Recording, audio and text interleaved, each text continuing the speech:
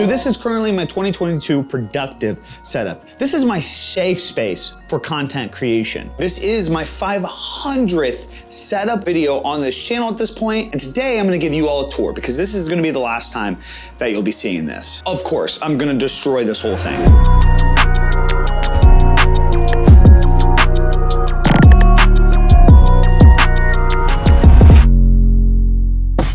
So over the last 6 months, I've been turning the loft portion of our house into literally the perfect dream, creative, productive YouTube studio setup. I've managed to turn this room into the perfect space to utilize the stuff that I have to create videos like this, and also create product stuff for companies, and also just screw around with fun things like my skits. And even though we're making major changes all this, because why not? This shit's fun as hell. I figured it'd be great to give all of you all a tour of this space in case you could utilize any of these ideas for yourself. If this isn't your style or vibe, you just subscribe to the channel and I'm sure you'll see me create some kind of setup in the future that maybe you finally jive with, because we make a new one every single month. First and foremost, diving into the main desk setup, the L-shaped setup that I have on this part of the room. Both these tops are a live edge butcher block that I picked up from Home Depot. In fact, every butcher block in this room was picked up from Home Depot. The butcher block tops did come without any stain, so I just bought a can of ebony stain from Home Depot as well when I picked up these, and just gave it a couple coats to darken it up a little bit. Obviously, you'll see from this sit down shot here versus those butcher block tops over there that there's clearly a wood difference. So take in mind, if you are getting butcher block tops, if you want to make like an L-shaped setup, that you might want to make sure you're getting the same exact wood, or stain will make it darker or lighter compared to what wood you use. But as I mentioned, I went with a live edge option for the butcher block tops, and then I grabbed a couple Alexander drawers from IKEA for my drawer system, and just for added stability, I got a couple legs off of Amazon, so that way there was some support in the corner. Now my whole entire creative setup is powered by my M1 Max MacBook Pro. Because this MacBook is so powerful, I've actually made the transition to completely editing 100% on the M1 Max MacBook in this last year. Even though I built this insane gaming PC earlier this year, this like content creating machine, it's just so convenient with the workflow of the Apple ecosystem to create all my content on there. I will say, however, I'm not an Apple fanboy. I've actually considered selling all my Apple products and going back to PC and Windows and utilizing a lot of the features that they have with a lot of new products. But at this current point in time, the M1 Max MacBook Pro is getting the job done that I need. So I'm just pretty much happy right now. The main monitor that I use for all my creative use is the Asus ProArt 32-inch 4K display. Now, a lot of you may remember that I used to be a really big fan of ultra wide, and I still am, and I've really been debating the idea of mixing an ultra wide real estate into this, but I have fallen in love with 4K HDR real estate when creating content. There's just something about 4K resolution at 32 inches that gives me enough room to get all my stuff done. It's like the perfect resolution that makes my timeline wide enough to see everything that I need to do, while now getting the horizontal advantages of it being a typical 16:9 monitor. I actually got a whole entire video on this monitor, link in the description. On top of the monitor, you're gonna notice a Basis monitor light bar. I've wanted to grab a monitor light bar for a while now, especially when I was in the black studio room, like early morning, late night. Sometimes I like to turn off all the lights in the room around me and just focus 100% on what I'm working on.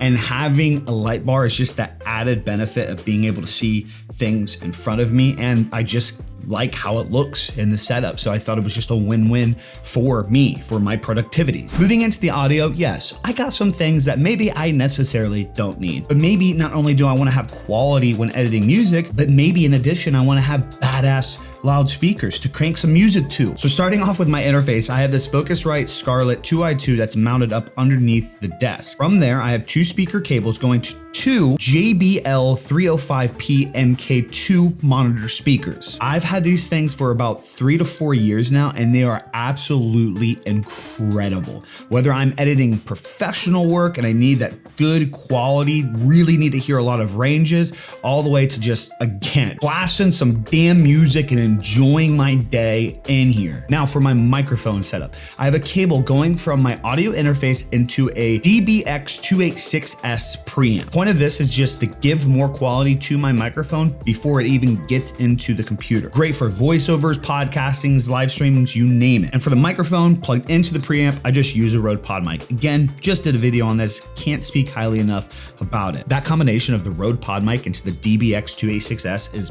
beautiful. And I just love having that microphone on that little stand there because not every day am I utilizing the microphone. This is just for key talking points in videos or voiceover videos for the gaming channel. I just simply pull out the microphone, get into Adobe Audition, get to work, put it back away. All right, keyboard and mouse combo. For creative side, I haven't changed these in a minute. Keyboard being the Logitech MX Keys Mini and the mouse being the Logitech MX Master 2S. I think I'm almost ready for an upgrade on the mouse. I've had this mouse for about 4 years now as well. And for creative work, editing, photo, design, this mouse is amazing. I love it. I cannot recommend it enough. There's nothing wrong with it. It's getting dirty and I'm just like, I've had it for years. Maybe I'll get the new version. And for the MX Keys Mini, I just love all the options that I get on such a little device. I love the sound of it. The backlit options are awesome. I have thought about upgrading this, but for the time being, it really gets the job done. And then for the mouse pad underneath, I'm just using a very cheap and easy felt mouse pad from Amazon. Now, earlier I mentioned one of the reasons why I'm sticking with a MacBook Pro right now is because I do like the Apple ecosystem as a creator. And one of the reasons for this is having the integration of an iPad into my workflow. So earlier this year, I picked up the new 2022 Apple iPad Air 5th generation version. The reason why I love the addition of the iPad to this setup is it allows me to keep my MacBook in one place. My MacBook essentially just turns into a PC in itself. I rarely even open this thing. I just use it with the one 4K monitor. And then just for convenience sake, whether I'm typing up videos or want to transfer stuff or even edit photos, I just honestly utilize the iPad Air. Plus, as a creator, obviously this vertical landscape is taking over. So doing things like shorts, TikTok, or IG Reels is super important if you want to grow your brand. It's super convenient to be able to utilize this MacBook that's in front of me, create the content that I need, and then just airdrop it right to my iPad and then post everything from there. Some people would just say, Biggie, why don't you just use your phone for that? Typically, when I'm working or creating stuff, I like to keep my phone away from me. So it's like less of a distraction. I know you can get just as distracted on your computer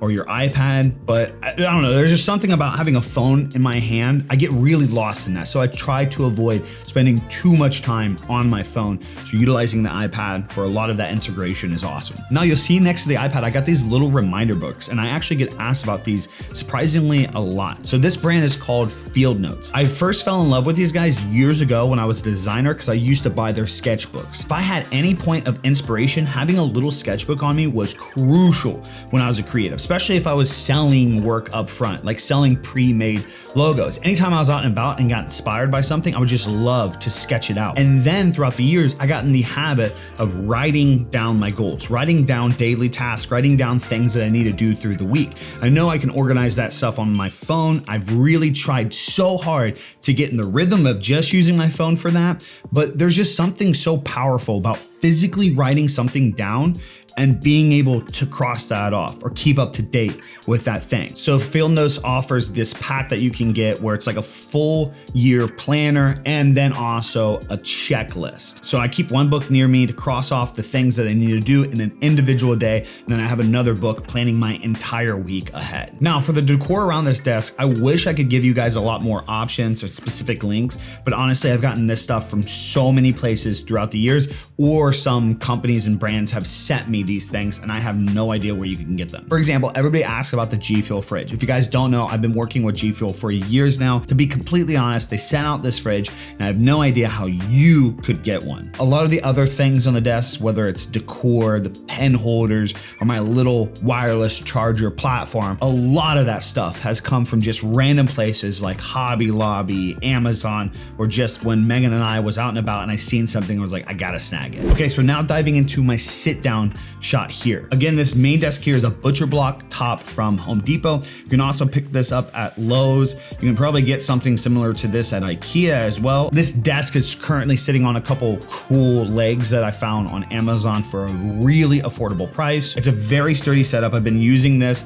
to capture product stuff for some time, and then also obviously recording things like this. The main camera that I shoot on when creating stuff like this or creative work is the Sony FX3. For the lens, I use a Sony 20mm f1.8. For the shotgun mic here, I have a Cinco mic D2, and that is plugged directly into the preamp that comes with the Sony FX3 on top of the camera. And then my key light and hair light are both Godox LED lights from Amazon. Wow, that's a mouthful. Finally gave you guys another setup tour after how long? And literally after I shut this off and finish this video, I'm tearing it down. Why are we like this as people? I mean, I'm really excited. I'm pumped. I really do love this room. I want everybody to understand, like, I'm not ungrateful for what I have. It's just obviously with what I do here, like I'm encouraged to do more stuff. I'm encouraged to create more things and mess around with these rooms. It's like become my job. It's content that you guys enjoy to see. And to be fairly honest, I love doing it. It's very addictive. It kind of calms my ADHD side to where it's like, I'm constantly changing things. I'm constantly evolving these setups. It just pushes me to want to make more. And again, it's awesome, but I miss the black walls. I miss that room. Like, I miss just having everything in there. Either way, sit tight. It's going to be a bumpy ride. I'd make sure you're subscribed.